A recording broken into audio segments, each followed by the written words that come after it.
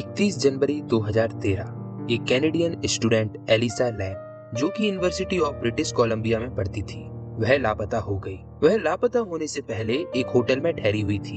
Elisa हर रोज अपने parents से बात करती रहती थी। दिनांक 1 फरवरी को उसे होटल खाली करके सांता क्रूज के लिए निकलना था, पर उसका कोई फोन कॉल या कांटेक्ट नहीं होने की वजह से उसके पेरेंट्स ने लॉस एंजलिस पुलिस डिपार्टमेंट को इसकी खबर दी और वह भी उसकी खोज के लिए लॉस एंजलिस आ गए।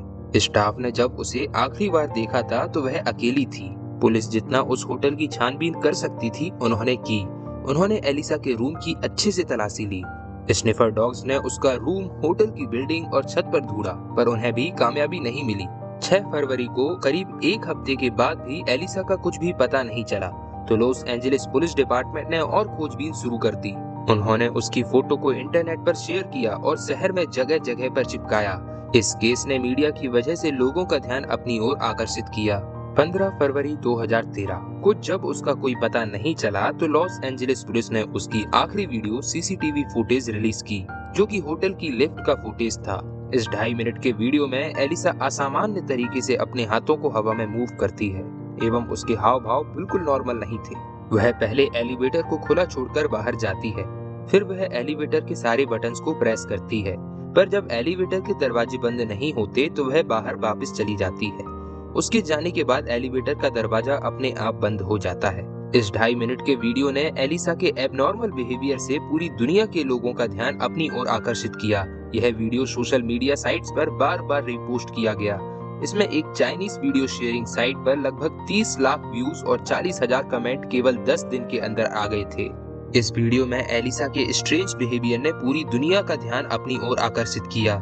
इस घटना के पीछे कई थ्योरीज दी गईं, जिसमें से एक थ्योरी के अनुसार एलिसा का कोई पीछा कर रहा था, इसलिए वह लिफ्ट में चढ़ी थी। कुछ ने यह बताया कि वह एस्कटेसी या किसी अन्य पार्टी ड्रग के प्रभाव में हो सकती है, लेकिन उसके शरीर में किसी ड्रग का पता नहीं चला।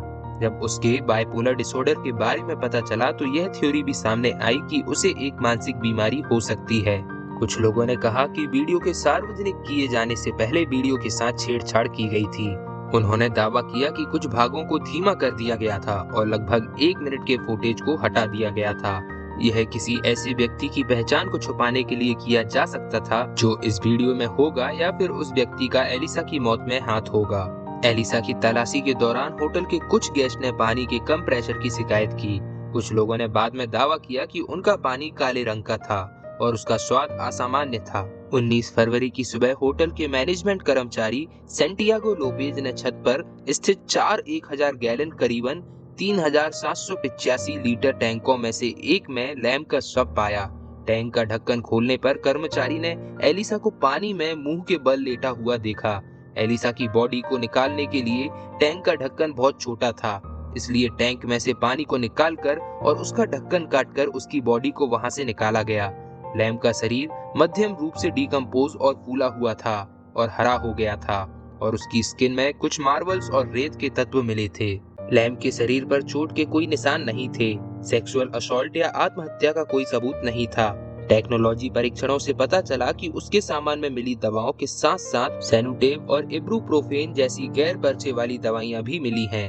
अल्कोहल की बहुत कम मात्रा लगभग 0.02 ग्राम मौजूद थी, लेकिन कोई अनरिक्रिएशनल ड्रग नहीं थी।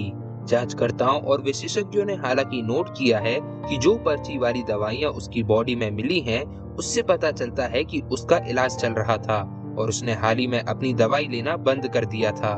जांच ने निर्धारित किया था कि लैम की मृत्यु कैसे हुई, लेकिन शुरू में यह एक्सप्लेनेशन नहीं दिया गया था कि वह टैंक तक कैसे गई। होटल की छत तक पहुंचने वाले दरवाजे और सीढ़ियां बंद हैं। केवल कर्मचारियों के पास पास कोड और चाबियां हैं और उन्हें जबरदस्ती करने पर या किसी भी प्रयास से अलार्म बज सकता है। होटल के फायर एस्केप ने ही उसे उस जगह पर पहुंचने में मदद की होगी। लैम की मृत्यु के बाद इंटरनेट पर पोस्ट किए गए एक वीडियो में दिखाया गया है कि आग से बचने के लिए होटल की छत पर फायर एस्केप की मदद से आसानी से पहुंचा जा सकता था और उस समय पानी की टंकियों में 2 ढक्कन खुले थे। इस सवाल के अलावा कि वह छत पर कैसे आई, दूसरों ने पूछा कि क्या वह खुद टैंक में जा सकती थी। सभी 4 टैंक 4 बाई 8 फुट 1.2 गुना 2.4 मीटर सिलेंड्रिकल थे, जो कंक्रीट ब्लॉक्स पर लगे थे। उन तक कोई निश्चित पहुंच नहीं थी और होटल के कर्मचारियों को पानी देखने के लिए सीढ़ी का उपयोग करना पड़ता था। वे भारी ढक्कन से सुरक्षित थे, जिन्हें भीतर से बंद करना मुश्किल था। जिस होटल कर्मचारी ने सब देखा था, उसने कहा कि उस समय उसने ढक्कन खोला था, पर वह इतने भारी ढक्कन को अंदर से कैसे बंद कर सकती थी। पुलिस के स्निफर डॉग्स ने उसके गायब होने के बाद छत पर भी ढूंढा था, पर उस समय क्यों उन्हें सफलता नहीं मिली। लिफ्ट वीडियो के संबंध में सिद्धांत उत्पन्न हुए। कुछ लोगों ने तर्क दिया कि वह एक पीछा करने वाले से छिपने की कोशिश कर रही थी, शायद कोई उसकी मौत के लिए जिम्मेदार था, जबकि अन्य ने कहा कि वह केवल लिफ्ट की खराबी से निराश थी। इस सिद्धांत में कुछ लोगों ने कहा कि वह अवैध दवाइयों के प्रभाव में थी। अधूरी जानकारी के आधार पर पोस्टमार्टम रिपोर्ट और उसके निष्कर्षों पर भी सवाल उठाए गए। उदाहरण के लिए इसमें यह नहीं बताया गया है कि रेप किट और फिंगरनेल किट के परिणाम क्या थे या उन्हें देखा गया था या नहीं। लैम के प्राइवेट एरिया में ब्लड फ्लो हो रहा था, जो कुछ पर्यवेक्षकों ने सुझाव दिया कि यह यौन शोषण का संकेत था। एक रोगी वैज्ञानिकी ने नोट किया कि यह शरीर के डिकम्पोजिशन के दौरान सूजन के कारण भी हो सकता है।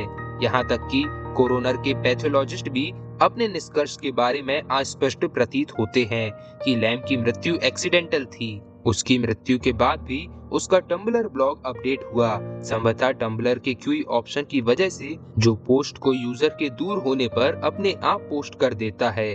उसका फोन ना तो उसकी बॉडी के साथ मिला और ना ही उसके होटल के कमरे में। माना जा रहा है कि उसकी मौत के बाद किसी समय चोरी की गई होगी।